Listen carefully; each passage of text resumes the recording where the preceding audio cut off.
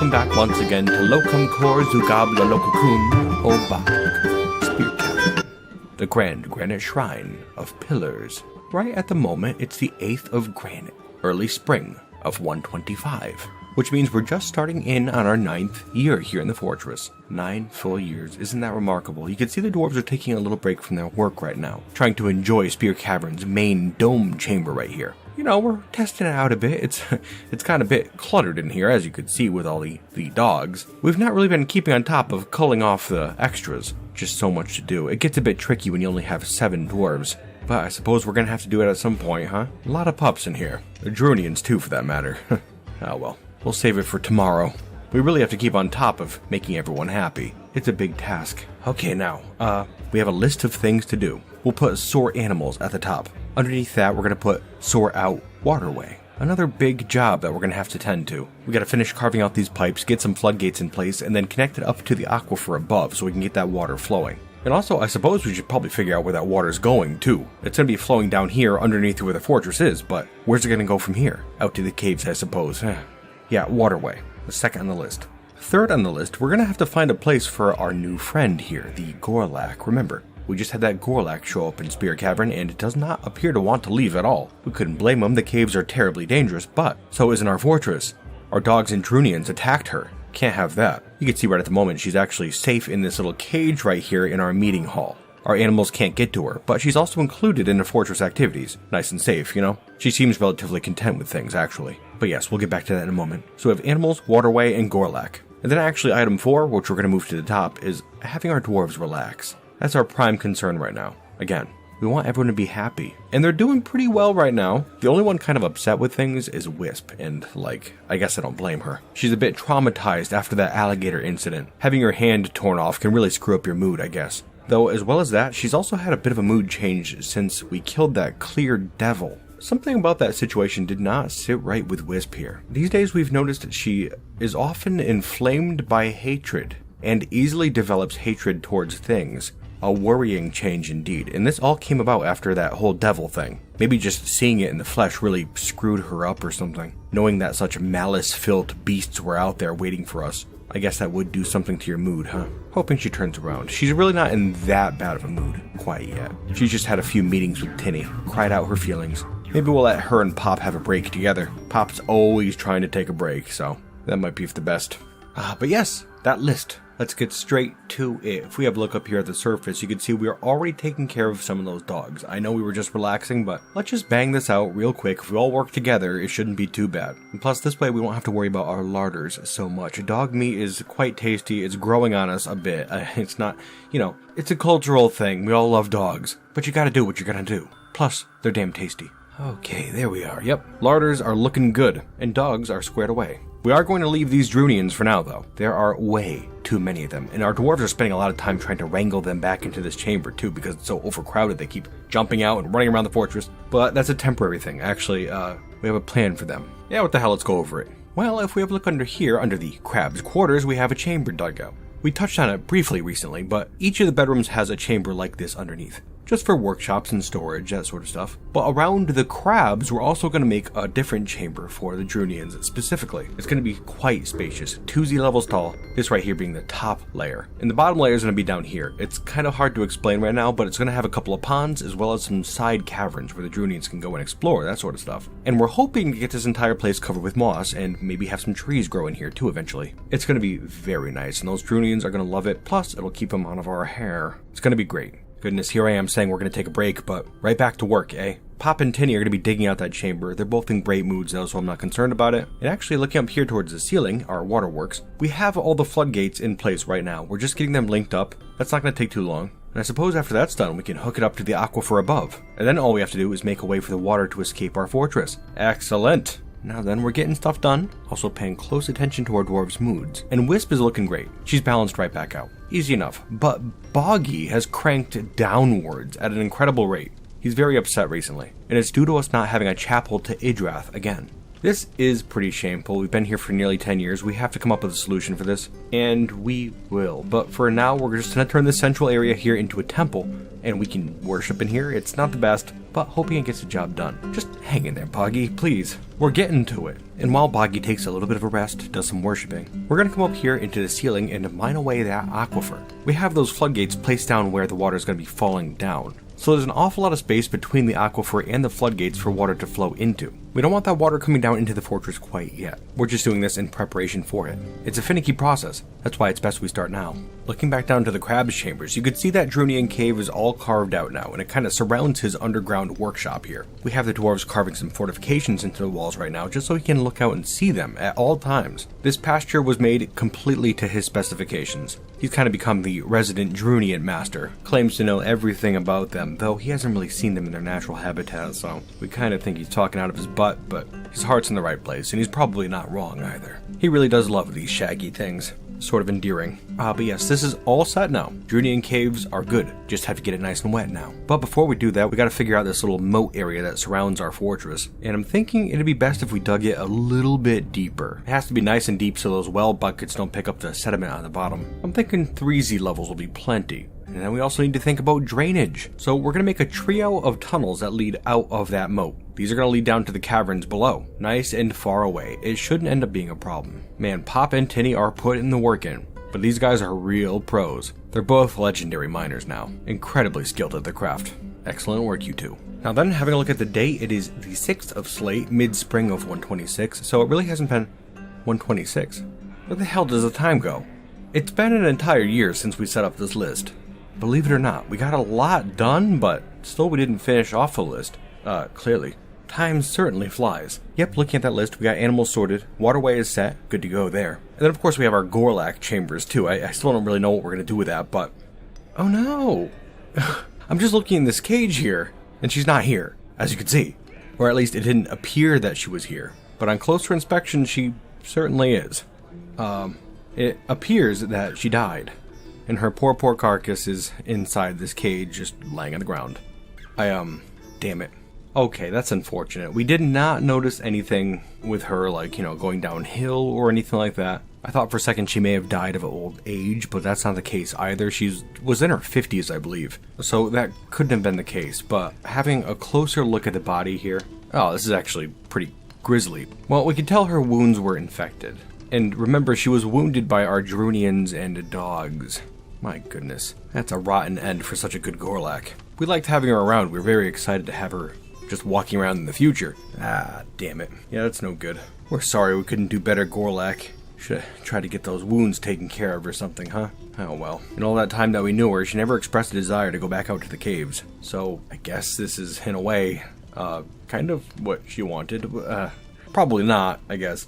She wanted to live. We really failed this poor Gorlak. Not much to be done at this point, I suppose. But we have to do something, right? We're going to start carving some statues out of siltstone. It's not a very remarkable stone, but we have a whole bunch of it here, and it is what Spearcavern is made out of. And yes, a few statues too, not just for that Gorlak. There are others who must be remembered as well.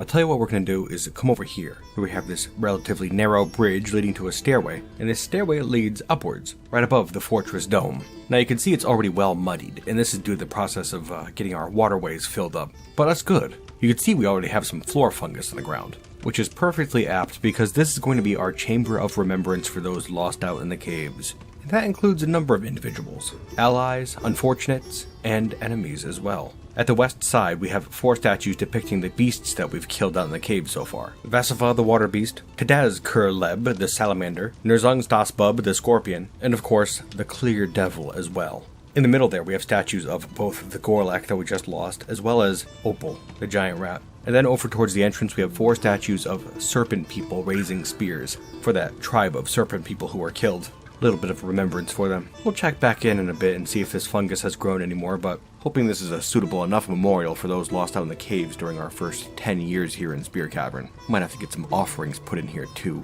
Maybe a cut opal for Opal the rat. Or perhaps some spears for those serpent people.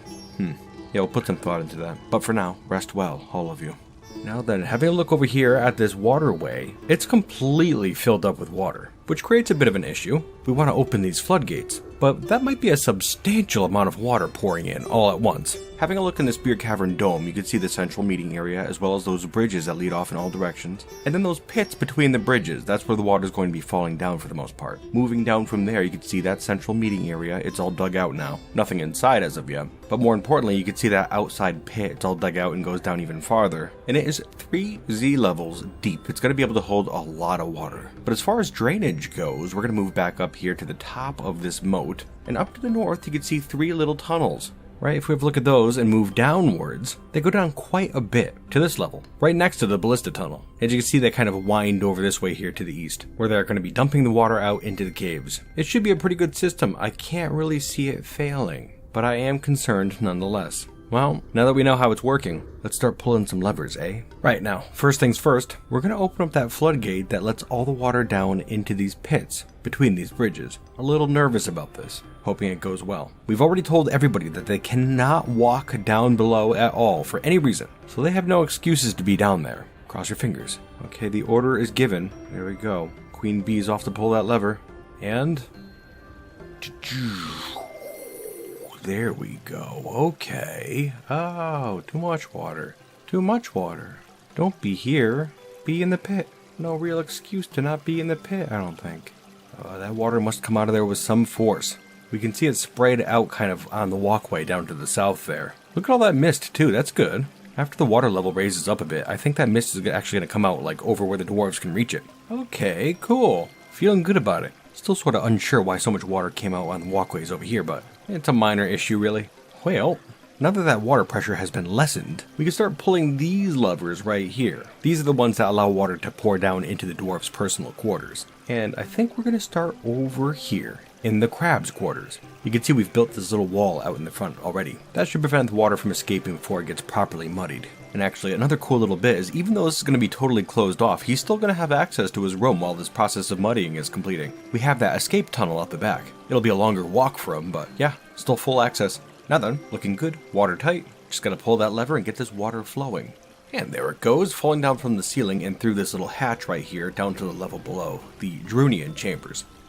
Okay, yeah, just having a little bit of a glance here. This is going to take a while. Remember, our goal is not to fill this chamber entirely. We just want a thin layer of water on the ground just to make things nice and fertile so that floor fungus can start sprouting. I just wanted to decrease that pressure beforehand just so this place didn't fill up totally. Too much water and that water would not ever evaporate. Though if this process is too slow, we might let the water build up a bit first.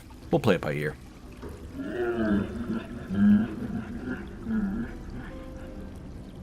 What the hell is that? Coming from the caverns, whatever it is. Well, let's have a look.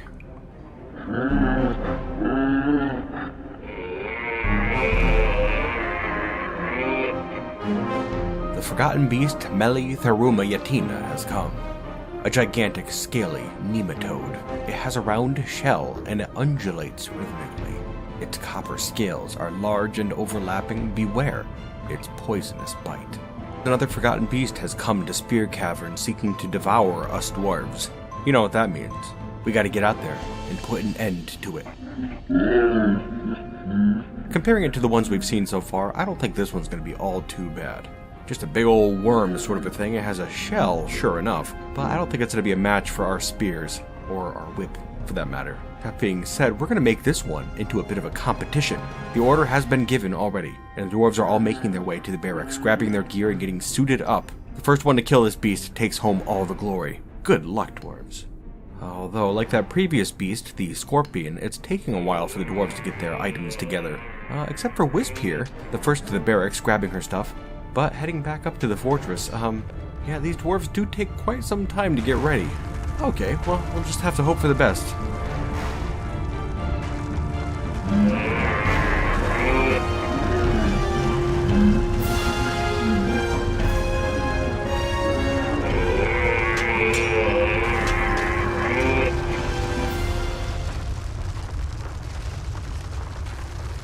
Would you look at that? That was quite a quick fight. Boggy took it on by himself, no help whatsoever. And my goodness was he nimble. It struck at him quite a few times, attacking very quickly actually, but it didn't hit him even once. Looks like he started off the combat by kicking it and then scratching it in the mouth, a weird choice. And then he began lashing it, and that's what did it right there. He lashed it a few times. It didn't do all that much damage until that last hit. He was able to whip it right in its brain. Killed the thing instantly. Well, that is some fantastic work, my friend. Really putting that anger to use, I guess. Yes, as you can see, Boggy's really not feeling too stellar these days. We're trying to balance him out as best we can. We'll get him sorted out before long, no worries. In fact, actually, having a look, he's doing a little bit better right now. I think killing that beast put him right where he's got to be. Well, that's good to see. There's a dwarf Boggy. Thank you, my friend. Your skill is greatly appreciated. Okay, things are settling down a bit. We tried to butcher this creature, but apparently the dwarves aren't interested in that. Couldn't blame them exactly. It doesn't look terribly appetizing. So it's just down there right now. Probably going to be causing a stink soon, but we're going to try to get it taken care of. I was thinking, though, that maybe we should have the dwarves train for a little bit, shake off some of that rust. They, have been mining quite a bit up in the fortress for like an entire year without any combat at all. We should probably keep them on top of things, you know? Maybe we'll kind of go back and forth a bit between training and resting too. Just kind of start juggling those two things back and forth a bit. It'd certainly be a good time for it while we're letting the Drunian chambers fill down here. And all the dwarves' quarters for that matter. As you can see, the Drunian chamber is still on its way. Those ponds that are down there are filling right now. And things should go a little bit quicker after that, but not like a lot quicker, I don't think. But we will see. Okay, there we are. That wasn't too bad. It took maybe a month for it to get all the way filled up like this, which means it's going to be much quicker for the dwarves' quarters. We're going to start banging these things right out, I think. Just wonderful. Now then, moving back up to the crab's quarters here, in his little courtyard, you can see we've already gotten a floor in place, blocking up that hole down to the Drunian caves. And so now when we open up that floodgate, it's just going to fill up this area right here, though the waterways above are now filled up again. I'm hoping this isn't too much water. But you know what, I guess we'll see. Worst comes to worst, we can try to drain it out into the moat or something. It'll be fine.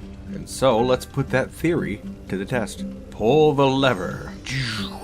Okay, there it comes. Hey, that's not so bad. I was really afraid this chamber would just fill up immediately, you know, that would be a problem. But no, this is completely fine, as long as we can get that floodgate closed up really quickly.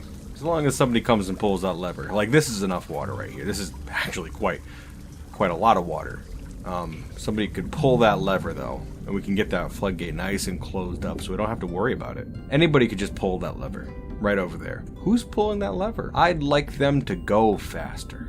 That'd be helpful for us, because then this chamber wouldn't be filled with water. There we go. Excellent. That lever is pulled, and there's way too much water in here now. Damn it. Yeah, this chamber's nearly completely filled with water at the moment, which creates an issue. Might be a bit dangerous, actually. But there's not going to be a good way to drain out this chamber, other than just, like, cracking open the front, you know? Let's give it a try, I guess. We'll kind of try to do it down here, down towards this side. Maybe Tinny or Pop can, like, hit it at an angle. I don't want them to get washed down into the moat. That would be a death sentence. Okay, here we go. It looks like Pop is the one risking things. She's got her pick and she's heading over. Good luck to you, Pop. Just poke a little hole in there. Should be enough. Okay, there we go. Safe and sound. No worries at all. Thank you, Pop. Yep, the water is just draining straight out. No problems whatsoever. Cool. Not a single worry. Well, now that we have the crab's chambers draining, we can start work on another room. Easy enough. Oh, but from the sounds of it, we have some more trouble down in the caves. Okay, here comes the beasts. They gave us a break for a year, I guess. Let's have a look. The forgotten beast, Oats, has come. A towering, hairy snail. It has thin wings of stretched skin and it squirms and fidgets. Its orange hair is unkempt. Beware, it's fire.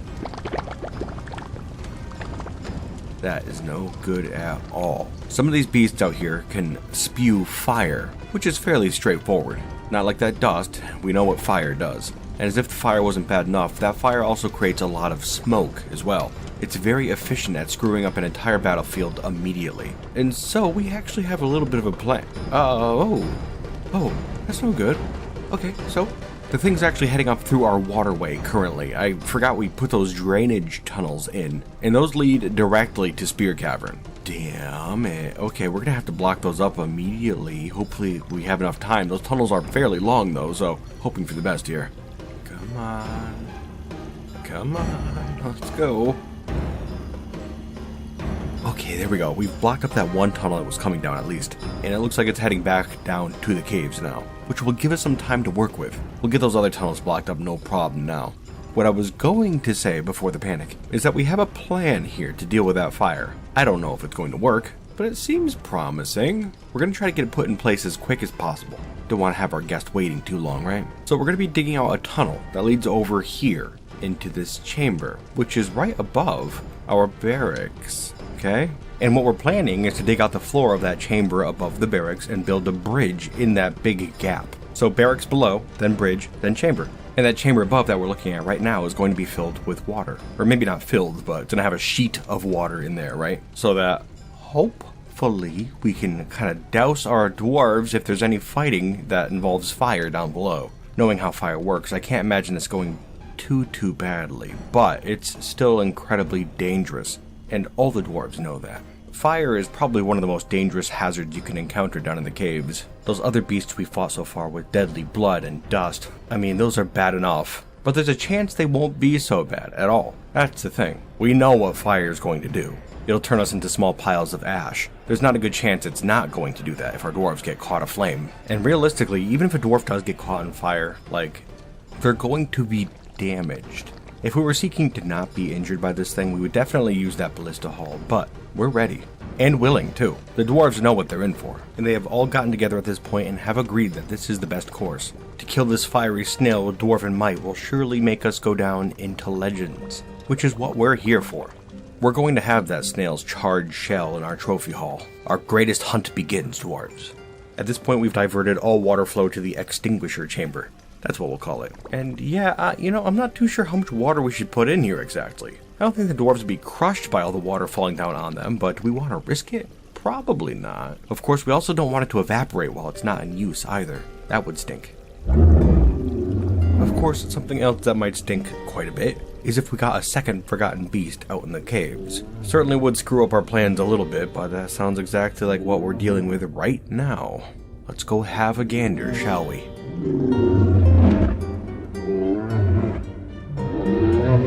The forgotten beast Aspad Amangut has arrived. A towering, three-eyed lizard. It has a pair of branching antennae, and it has a gaunt appearance. Beware its poisonous sting. A poisonous sting, that's not so bad. Right? I mean, this really isn't that much to talk about in terms of beasts. We could probably let this one in and deal with it just like normal, except for the fact that that fiery snail is still out there too.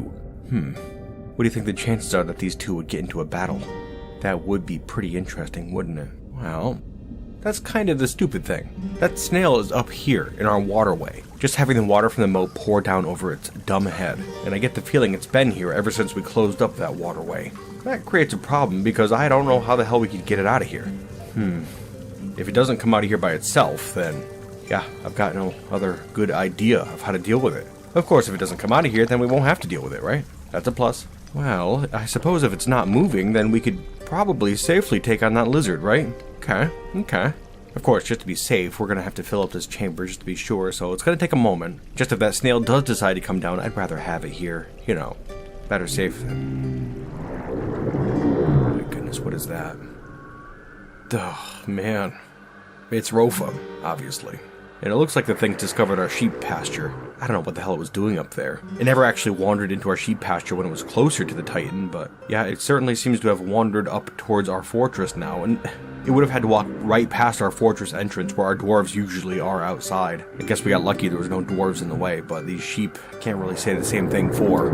I don't know how this is going to end. The dwarves shouldn't be coming outside right now. So, that being the case, we're just gonna kinda let it take its own course. Those poor sheep. We have to get them inside. Well, good news is we had that water flowing down underground, and so soon enough we'll have plenty of floor fungus down underground for them. Nice and safe in the fortress, but nothing we could do for them right now. Just hoping Rofa has its fill, then returns back to its shrine, and that the remaining sheep kind of regather at that pasture. Poor things. Anyways, back down underground here. Dwarves, how we feeling? Ready to head back down to the barracks and fight that beast? I'm sure you are. Because we don't know if that fiery snail is going to pop in, we're just going to take some dwarves and put them here in the barracks. Let's see who wants to do it. We'll take the first 3 fully armored dwarves, how about? We'll consider this to be a bit of equipment training. Alright, we got Boggy, the crab, and Wisp. Wonderful. Okay, you three. We're gonna keep the other dwarves back just so we have someone to pull that lever. Plus, I'm sure these three will be fine taking on that lizard. Not worried about it. Again, shouldn't be a tough one. Alrighty, now then. Gonna open up these doors and see what happens. Good luck, all.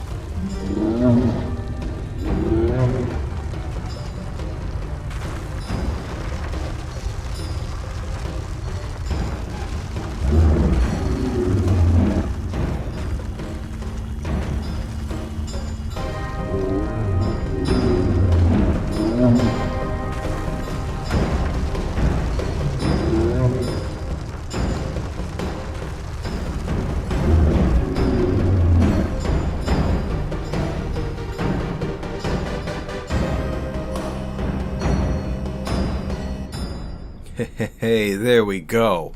Good job, you three. You all did some stellar work. But I'm gonna have to say that Wisp pretty much carried the group. It went directly for her and seemed to be focusing most of its attacks on her. And while the other two tried to help, she was able to stab it repeatedly, again and again and again. Devastating blows, too. The crab and Boggy weren't actually even doing that much. I'm not even sure what the crab was doing. Maybe just didn't really have his head in the game today. Well, that's okay. Wisp was the one who eventually killed the creature too. Her second forgotten beast kill, by the way. Killed that scorpion as well. Yes, that is some fantastic work, dwarves. Good job. Very proud, of course. And averting our gaze for a moment to the fiery snail, Oats. It's still over here in our waterway. It has not moved a single inch. And it seems to be enjoying this water falling down over its stupid head. I can't imagine we're gonna wrench this creature out of here. Anytime soon, at least. Actually, as I'm talking right now, kind of coming up with a little bit of an idea. Okay, let's see here. Again, we do want to kill this creature. Would really like to have its shell in our trophy room. But if it's not coming out, then yes, maybe we can come up with a different plan altogether. I don't know if this is a good idea. It may well not be. It probably isn't a good idea. I'll say that much. But it's a creative one. That much I could say for sure. Okay, well, as you can see, we're kind of flying through the process of this. Right now, we just got a floodgate in place, and now we are using buckets to fill up a little pool underground here. It's kind of a lot to take in, but just one moment. I'm gonna get it set up first. Here we go. Yep.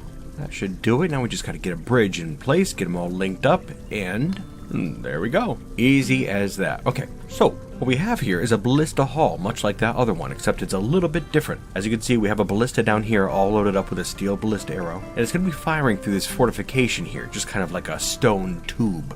Should keep us nice and safe. The difficult part, though, is carving out this last section. We can kind of like reach around and finish up that tube into where the snail is. Now, the snail's not going to be able to get out, but it's going to be able to breathe fire through the fortification. I don't know if that's going to be dangerous or not, but I'm willing to bet it's going to be. So at the end of this hallway here, we're going to have somebody come in and carve out the last little bit of that fortification, and they're going to be standing down here to do that, on top of this bridge. I'm thinking that as soon as it's carved out, that snail's going to breathe a gout of flame in at whoever does it. And if that does happen, I don't particularly want them running back into the fortress and dying in this hall somewhere. So we're going to lock this door behind them, alright? But they're going to be in this room on top of this bridge. And we're going to be trying to time it so that when that fortification is carved out, somebody pulls a lever back in the fortress, which will cause that bridge to retract, dropping the carving dwarf down here, underneath into this water. This is particularly deep water, but when that bridge falls away, it's also going to open up this floodgate over here. So the dwarf should fall down into really deep water that really quickly becomes shallow.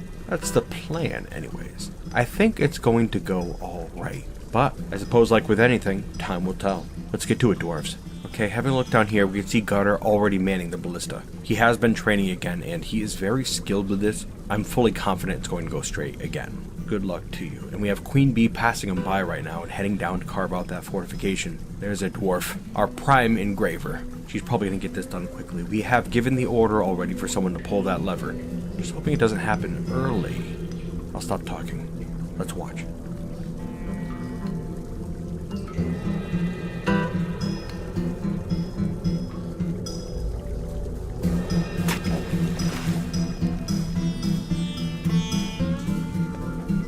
Hey, okay, there we go. Good job, dwarves. We were able to carve out that last fortification and were able to also strike the snail with a ballista arrow. Did not kill it, as you can see. But that fortification is done now, and the snail does not appear to be moving, so we could just keep firing. I was a little worried about Queen Bee because I saw a bunch of flames there, but it doesn't look like she got even mildly singed. The plan worked pretty well. Could have gone badly, but it did not. Anywho, back over here we can see Gutter loading up a second shot, And... there we go. Put it right down. No problem whatsoever. Good shot, Gutter. Okay, now we just have to scoop that forgotten beast carcass out of that waterway and do something with it. Again, would love to get that shell on display. That being said, it's a darn shame we're not going to be able to use our extinguisher hallway over here. Was kind of excited to see how that worked. It's all filled up with water above now, so yeah, it's good to go. And you know what? I don't think it's going to be a total waste either. Because we have been hearing some noises out in the caverns again, and there has been an unusually acrid smell of smoke seeping into our fortress. I do believe we have a second beast on our hands, another fiery beast even. Well, what do you say, dwarves?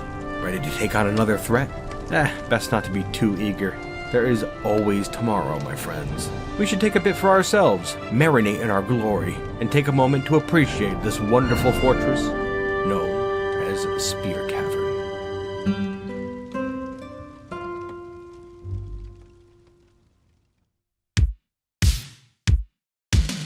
And with that, we're going to start talking about some behind-the-scenes things. Finally, the beasts are moving in, huh? I guess it probably helps that we've sped up time a little bit here. We've been through pretty much 2 full years during this episode. Actually, more than that, probably 2.5 years. And it's probably for the best. I've wanted to see the fortress get to this state for a while. Moving slowly is fun and all, but I mean, you never know, like, what would happen if all the dwarves got toasted 7 episodes in and, like, you know, we didn't get to see the fortress get to this point. Just really kind of wanted to see the second stage of how things are going to turn out, you know? I'm also extremely glad that a second fiery beast popped up right after that snail, too. Like, I really badly wanted to see that extinguisher chamber come into play, you know, even if it fails miserably.